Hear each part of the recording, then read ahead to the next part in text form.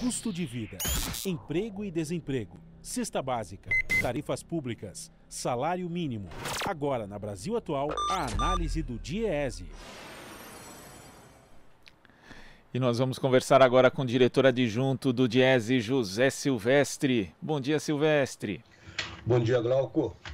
Silvestre, ao não corrigir a tabela do imposto de renda, o atual governo acaba confiscando, de uma certa forma, em torno de 48 bilhões de reais da população. Esse é um cálculo da Unafisco Nacional, uma associação dos auditores fiscais da Receita. E com a inflação em alta, a entidade afirma que a defasagem será maior ainda no final do mandato. Como é que você viu esses dados divulgados pela Unafisco, Silvestre? Bom, Glauco, o primeiro aspecto a ser considerado é que o atual governo prometeu que corrigiria a tabela do imposto de renda, né, para que cuja isenção seria até a faixa de 5 salários mínimos, né? À época, quando ele falou isso na campanha, o que significa dizer que hoje seria aproximadamente R$ 6.050, algo desse tipo, né? Ou seja, se isso tivesse ocorrido, você teria os brasileiros e brasileiras que ganham até essa faixa de valor, R$ 6.060, estariam isentos. Portanto, a não fazer isso e a defasagem que existe nesse patamar, conforme calcula a Unafisco, é isso, quer dizer, você tira aí quase 49 bilhões de reais, né, que poderiam ser, né, direcionados, por exemplo, para outras áreas, para consumo, inclusive, obviamente, para estimular a própria economia, né? Então você tem de fato uma defasagem grande aí da tabela salarial e isso, da tabela de renda, e isso obviamente prejudica, né, todas aquelas pessoas que poderiam estar isentas se essa correção acontecesse. E é interessante, Silvestre, porque quando a gente vê aqui, os brasileiros que ganham até R$ 4.400 por mês deveriam ser isentos do pagamento do imposto de renda se fosse feita essa correção, de acordo com os cálculos da Unafisco. E hoje a isenção é só para quem ganha até R$ 1.903,98. Agora, como você observou, esse é um montante que poderia, por exemplo, estar sendo destinado às famílias e não só para preservar o bem-estar delas, em especial nesse momento, né, de crise econômica, um momento difícil pelo qual passa o Brasil, mas também para fomentar a economia, né? Porque o governo, inclusive, não só esse governo, mas também o governo de Michel Temer já usou esse tipo de injeção, por exemplo, ao liberar recursos do FGTS, só que quando você libera esses recursos, acaba transferindo, né, tirando um montante aí de programas de habitação, de outras finalidades, sendo que esse seria um modo muito mais eficaz, na verdade, de injetar recursos e tentar acelerar essa recuperação econômica, Silvestre? Sim, e eficaz e mais justo, né, Glauco?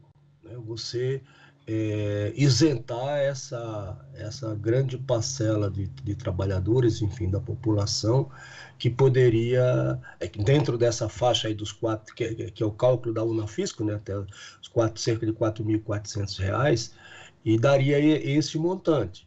Então, isso beneficiaria essas famílias, essas pessoas, a própria economia, né, porque poderia estimular e esse recurso ser irradiado para a economia com impacto positivo, né?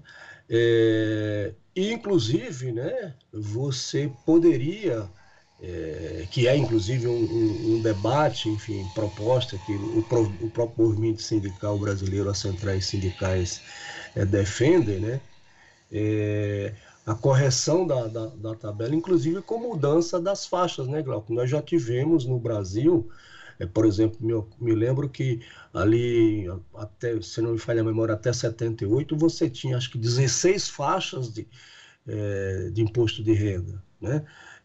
Mesmo, mas atualmente são 5 faixas, né? Mas você já teve, ao longo desses últimos 40 anos, você teve aí várias faixas de renda, né?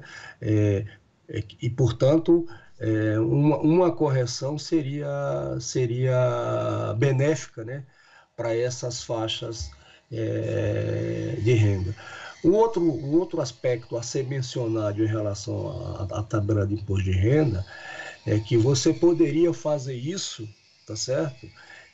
Compensando com outras medidas, como, por exemplo, fazendo a reforma tributária e a própria reforma do imposto de renda,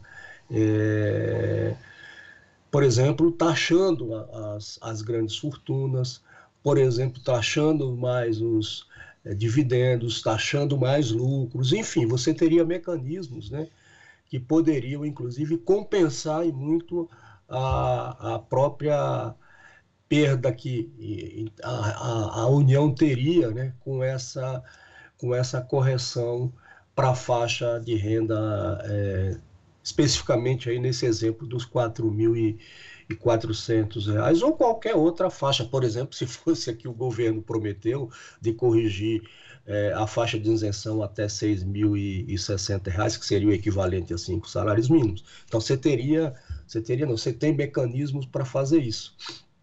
E é um ponto importante, né, Silvestre, porque quando se faz essa crítica à não correção da tabela do imposto de renda, não é com base naquele argumento simplista, liberaloide, de ser contrário aos impostos, mas é que a estrutura tributária brasileira é muito desigual, não só de uma forma geral, né, o brasileiro acaba pagando mais impostos indiretos do que os diretos, onerando mais a parte mais pobre da população do que a mais rica, mas dentro da própria estrutura do imposto de renda, como você ressaltou, quer dizer, são poucas faixas que acabam igualando aqueles que ganham mais com aqueles que ganham menos. E isso não tem cabimento nenhum do ponto de vista tributário, da justiça social e mesmo da própria arrecadação, Silvestre.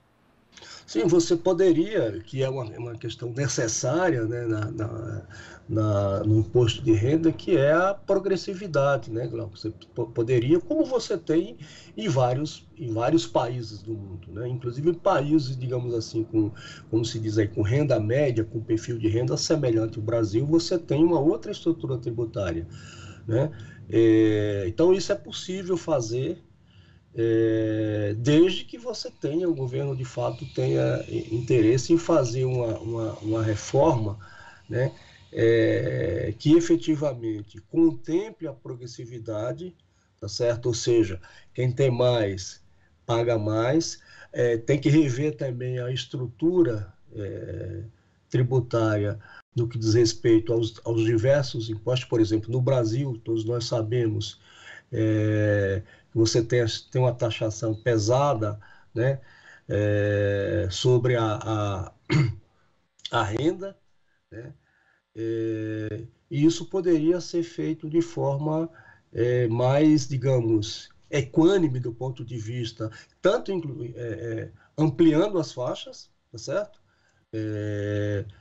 Como também, como eu mencionei, adotando esses outros critérios, esses outros mecanismos, né, para trazer, digamos assim, mais justiça, né, tributária, né, e, portanto, isentando aquelas faixas de salário, né, aqueles trabalhadores que ganham menos, né?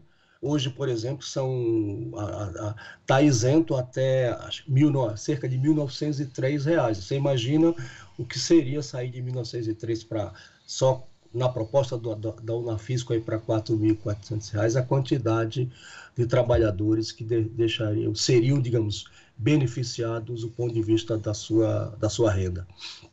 E existe essa questão da vontade política, né? Porque a Unafisco até lembra, inclusive, que se quisesse, o presidente poderia, por medida provisória, ter reajustado a tabela elevando esse limite de isenção.